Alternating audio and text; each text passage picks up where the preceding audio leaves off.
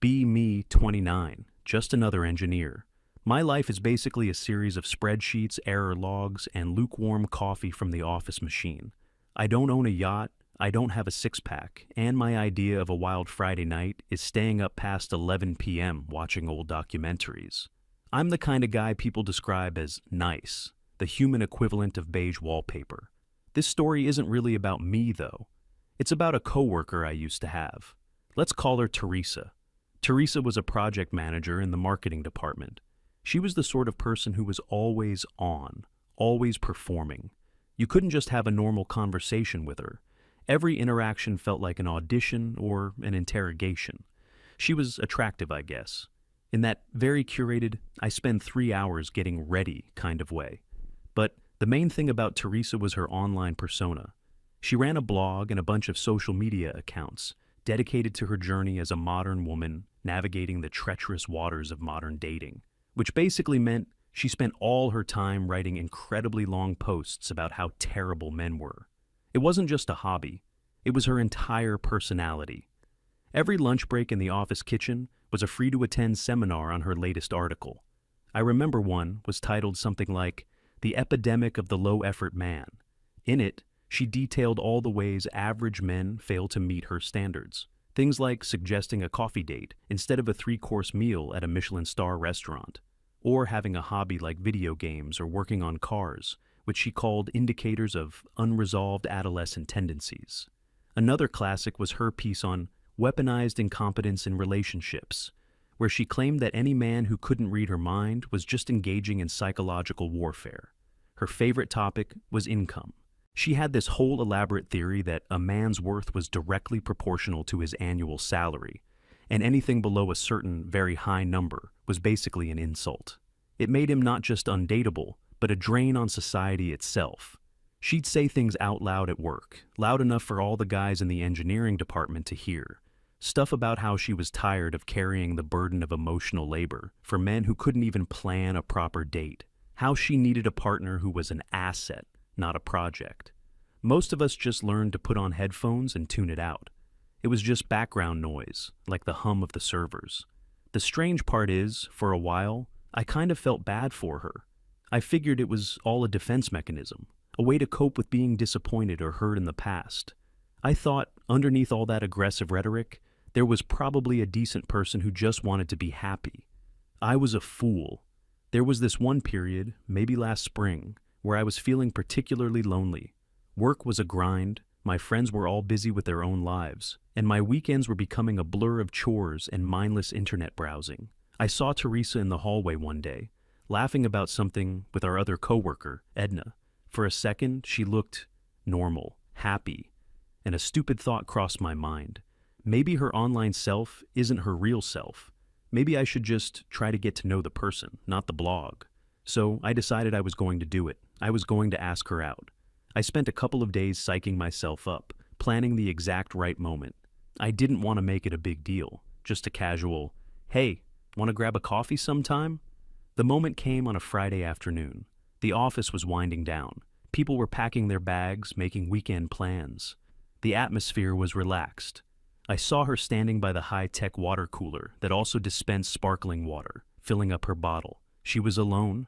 This was my chance. My heart was doing a drum solo against my ribs. My palms were sweaty. I walked over, trying my best to look casual and confident. I waited for her to finish filling her bottle. She turned around and almost bumped into me. She gave me a blank look. "Oh, Mark, need some water?" I shook my head.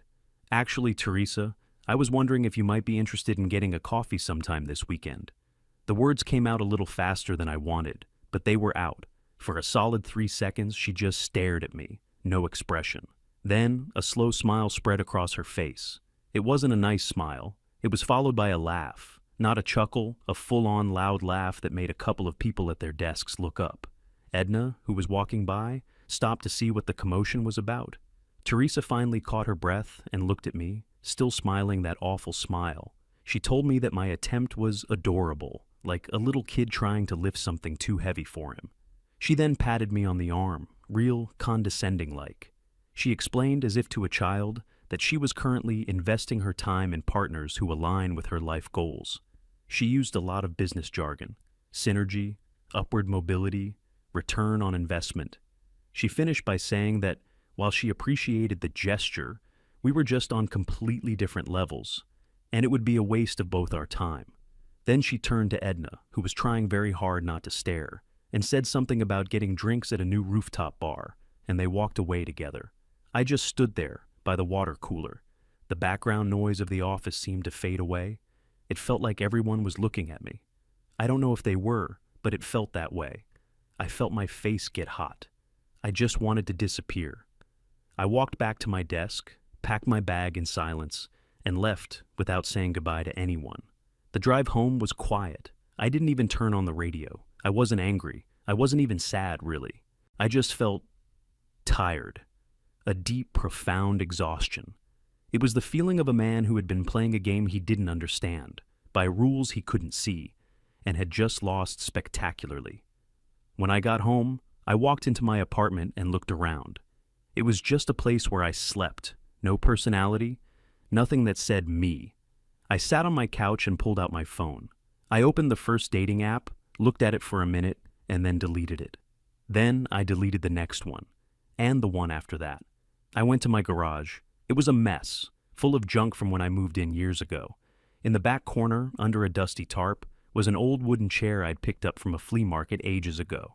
It was a beautiful piece, or it could be. Solid oak with intricate carvings on the back, but it was covered in old peeling varnish and grime.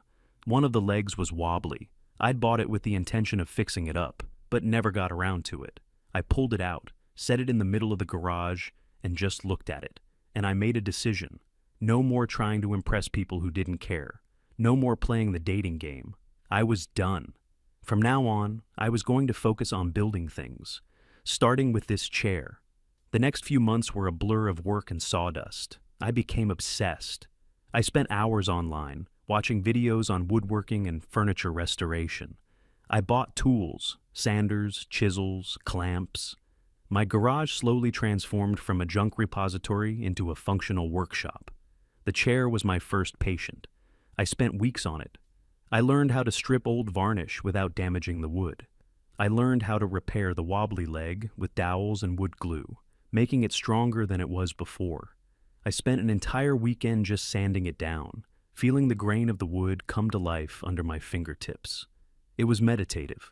When I was working, my mind was quiet. There were no thoughts about my job or my social life or Teresa. There was only the wood, the tool in my hand, and the problem in front of me. It was simple. It was real. Meanwhile, I still had to go to work and see Teresa every day. But something had shifted. I didn't feel that sting of humiliation anymore. I'd just look at her and she seemed small, unreal, a character from a TV show. I didn't have to try to avoid her. It was like she didn't even see me anymore. I was just part of the office furniture. I got my updates on her life from Edna. Edna was a world-class gossip, and Teresa was her favorite subject. She'd stop by my desk, lean in conspiratorially, and give me the latest report from the front lines of Teresa's dating life. Apparently, Teresa was on a mission, a quest to find her high-value man. She was going on multiple dates a week, all with men she'd meticulously vetted online. Lawyers, finance guys, tech startup bros. Anyone with a fancy job title and a six-figure income. And according to Edna, it was a complete disaster.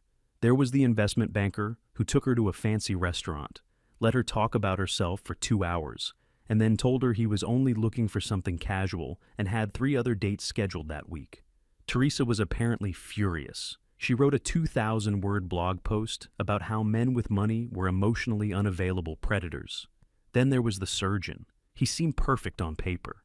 He took her to the opera. He bought her expensive gifts. Teresa was convinced he was the one. She was already planning their future. Then, after their 4th date, he just ghosted her, vanished, blocked her number. Edna heard from a friend of a friend that he was actually married and did this all the time. Teresa's blog post that week was about the fundamental dishonesty of the patriarchy. Each story was the same. She'd find a guy who met her materialistic criteria, and it would blow up in her face. They were either not interested in anything serious, were emotionally manipulative, or were just as transactional and ruthless as she was. She was basically running headfirst into a wall, over and over again, and then blaming the wall for being there. Through all of this, I was in my garage. I finished the chair. It looked incredible. Better than new. I put it in my living room, and it changed the whole space. It was a testament to my patience and hard work. I felt a surge of pride I hadn't felt in years.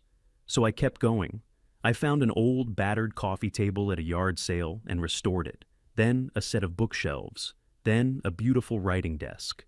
My apartment started to look like a home. My home. I started getting really good at it. I could look at a piece of junk and see the potential underneath. But my garage workshop was limiting. I needed better tools, more space.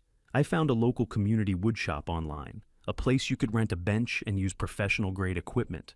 I was nervous the first time I went. I expected it to be full of old, grizzled experts who would laugh at my amateur efforts. It wasn't like that at all. It was just a bunch of regular people, all passionate about the same thing. Young guys, old guys, a few women.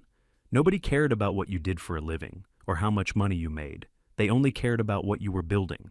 I found my tribe. I'd spend my evenings and weekends there, working on my projects, talking with the other members. We'd share techniques, help each other out with heavy lifting, and just enjoy the process of creating something real with our hands. For the first time in a long time, I felt like I belonged somewhere. Back at the office, the Teresa report from Edna continued. Teresa had a new target, a big one. His name was Julian. He was some kind of venture capitalist, the kind of guy who gets written about in business magazines. He was apparently a friend of our company's CEO and was going to be the guest of honor at an upcoming charity gala. Teresa became obsessed. She talked about him constantly. She had researched everything about him, his career, his investments, his previous relationships. She referred to him not as a person, but as the end game. Getting a date with him became her singular focus in life. The problem was, the gala was an exclusive invitation-only event for major donors and executives. There was no way a mid-level project manager was getting on that list. But Teresa was nothing if not determined. Edna told me she saw Teresa practically begging our boss for a ticket. She tried to frame it as a networking opportunity for the company. Her boss, a no-nonsense woman in her 50s, just laughed her out of the office. We all thought that was the end of it. But we underestimated Teresa's resolve. A week before the event, Edna came rushing over to my desk, her eyes wide with excitement. She told me Teresa had done it. She had secured a ticket. Nobody knew how. Some people speculated she'd paid a ridiculous amount of money to a reseller. Others thought she'd blackmailed someone. It didn't matter. She was in. Her entire focus for that week was preparing for the gala. She took a day off to go shopping for the perfect dress. According to Edna, she spent an entire month's rent on it. She got her hair done, her nails done, everything. She was preparing for battle, the final boss fight in her dating game. The day of the gala, she left work early to get ready. As she walked out of the office, she had this look on her face, a combination of excitement and terrifying intensity. She truly believed this was it, the night her entire philosophy would be vindicated, the night she would finally get everything she thought she deserved. That evening, I was at the wood shop, putting the final coat of finish on a beautiful maplewood desk I'd been working on for over a month. The place was quiet, just the hum of the ventilation system and the soft sound of my brush. I felt a sense of peace. I had no idea that across town, Teresa's world was about to come crashing down. The next Monday at work, the atmosphere was strange. Teresa wasn't there. Her desk was empty. People were whispering. Edna came over to me, and she wasn't smiling or laughing this time. She just looked kind of shocked. She pulled up a chair and told me what had happened. She had gotten the full story from her friend, who had been working as part of the catering staff at the gala. What she described was a catastrophe of epic proportions. According to Edna's friend, Teresa arrived at the gala looking like a predator on the hunt. She was wearing a long, glittery dress that probably cost a fortune to rent, and had her hair piled on top of her head in some complicated arrangement. She apparently spent the first hour just circling the room, holding a glass of champagne she never drank, scanning the crowd for Julian. She finally spotted him holding court in a corner with a group of older, very wealthy-looking men. Teresa took a deep breath, straightened her dress, and made a beeline for him. As she approached the group, one of the men was telling a joke. They all laughed. Teresa tried to time her arrival to the end of the laugh, hoping to slide into the conversation. She stepped up to Julian's side, gave him her most dazzling smile, and waited to be introduced. Julian finished laughing, turned, and glanced at her for a fraction of a second. He didn't even look at her face, just at her empty hands. He then looked past her, at a real waiter standing a few feet away, and said, "Could we get another round for my guests here?" He thought she was a member of the catering staff waiting to take an order. Edna's friend said you could physically see the color drain from Teresa's face. The group of men didn't even notice her. Their conversation just rolled on. She was completely invisible to them. For a moment, it looked like she was going to turn and flee. But then she took another deep breath, forced the smile back onto her face, and decided to double down. She waited for a pause in their conversation and then stepped forward again. This time she spoke. "Mr. Julian, so sorry to interrupt. My name is Teresa. I'm a project manager and I'm a huge admirer of your work in the venture capital space." Julian finally turned his full attention to her. He looked her up and down, slowly. Not like a man checking out a woman, but like a biologist examining a strange insect. He didn't smile, he just raised an eyebrow. Teresa, mistaking this for interest, plowed ahead. She started talking about brand synergy and market disruption, using all the buzzwords from her marketing job. She was trying to present herself as his peer, someone who understood his world. The other men in the group had fallen silent and were just watching this train wreck happen. After about 30 seconds of her non-stop marketing speak, Julian held up a hand to stop her. The smile on Teresa's face faltered. Julian stepped a little closer to her. His voice wasn't loud, but it was cold and clear, and everyone in the immediate vicinity could hear him. He said, "Let me be very clear with you. I appreciate the effort. Really, I do." He paused for a second, then he went on.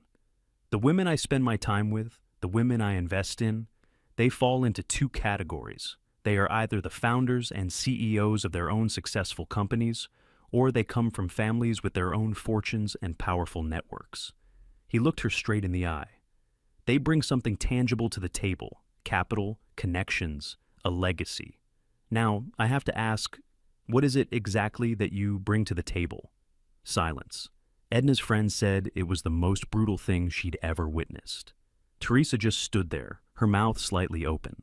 The confident, articulate woman from the office was gone. She had nothing to say. There was no blog post that could get her out of this. Julian held her gaze for another second, then just gave a slight shake of his head, turned back to his friends and said, "Now, where were we?" The group immediately resumed their conversation, as if she had never been there. Teresa stood there, completely frozen, for what felt like an eternity. Then she turned, without a word, and walked away. She didn't run.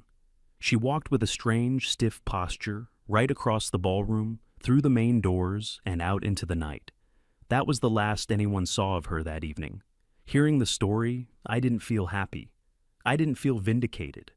I just felt a strange sort of emptiness. It was such a pathetic end to her grand crusade. That same week, I was at the woodshop, putting the finishing touches on a really intricate chest of drawers I was building from scratch. I was sanding the final drawer, feeling the smooth perfection of the wood, totally lost in the process. I felt a presence beside me and looked up. It was a woman I'd seen around the shop a few times. She was usually working on smaller, more delicate projects, like jewelry boxes. She was dressed in practical clothes, a little bit of sawdust in her hair, and she had a friendly, genuine smile. She pointed at the chest of drawers. "That's beautiful! Did you design it yourself?" I was a little taken aback. I just nodded and said thanks. She stepped closer to inspect the joinery, running her fingers lightly over a dovetailed joint. "Wow," she said, looking genuinely impressed. "This is incredible work. You have amazing hands." It was probably the most sincere compliment I had ever received. It wasn't about my job, my car, or my clothes. It was about something I had created, something that came from me. We started talking about wood, about tools, about the satisfaction of making something real. Her name wasn't important. What was important was that the conversation was easy, effortless. There were no mind games, no tests, no hidden meanings. After talking for about an hour, as she was packing up to leave, I took a chance. I asked her if she'd like to get a coffee sometime. She smiled, a real warm smile, and said she'd love that. We went out for coffee that weekend, and it was just nice. We talked for 3 hours and it felt like 30 minutes. And so, my life started to change. I had my work, which was fine. I had my workshop, which was my passion. And now I had someone to share things with. Someone who liked me for who I was, not for who she thought I should be. A month or two passed. Teresa eventually came back to work. But she was a different person. The loud, performative personality was gone. She wore simple clothes, no heavy makeup. Her hair was just tied back in a ponytail. She didn't speak during meetings unless she was asked a direct question. She ate lunch at her desk, alone. She had deleted her blog and all her social media accounts. They just vanished from the internet. It was like the old Teresa had died at that gala, and this quiet, sad ghost had taken her place. People in the office didn't know how to act around her. They mostly just ignored her. She had become the very thing she used to despise, an invisible, average person. Sometimes I'd pass her in the hallway, and she'd look at me with this strange, unreadable expression. I didn't feel anything. No pity, no anger, nothing. She was just a coworker, a ghost. My own life, in the meantime, was better than it had ever been. My girlfriend and I were getting serious. We'd spend weekends going on hikes or working on our respective projects side by side in the garage. I had never felt so comfortable with another person. I was happy, genuinely happy. About 6 months after the gala incident, I was leaving work on a Friday evening. I was walking through the near-empty parking lot, talking on the phone with my girlfriend, making plans for dinner. I was laughing about something she said as I unlocked my car. I heard a quiet voice behind me. "Mark?" I turned around. It was Teresa. She was holding a paper cup of what was probably terrible coffee from the office vending machine. She looked nervous. She wouldn't quite meet my eyes. "Hey," I said, ending my phone call. "What's up?" She took a shaky breath. I wanted to say I'm sorry." Her voice was barely a whisper. For that day, by the water cooler, and for everything, the way I acted. I was a horrible person. I looked at her, the ghost from the office, and I realized I had barely thought about that day in months. It felt like it had happened to someone else, in another lifetime. I gave her a small, polite smile, the kind you give a stranger. "It's okay, Teresa. Don't worry about it. It's all in the past." I meant it.